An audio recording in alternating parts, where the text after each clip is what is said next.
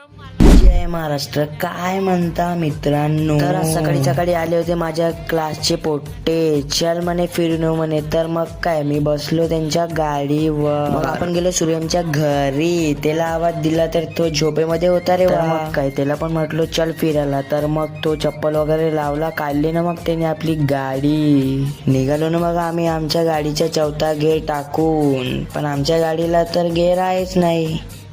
जाऊ दे रे. शांत्याला म्हटलं, शांत्या चाललो कुठं रे आपण? तो म्हणे माहित नाही. मग काय, गल्ल्या गुल्ल्या मारत मारत पोचलो ना मग आपण भाऊच्या नाश्ता.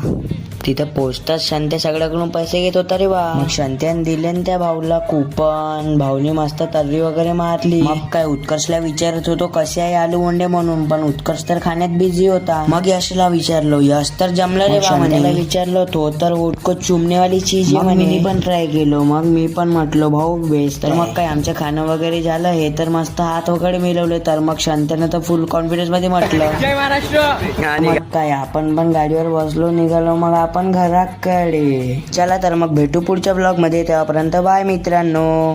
आणि हा फॉलो आणि सबस्क्राईब करा बरं का.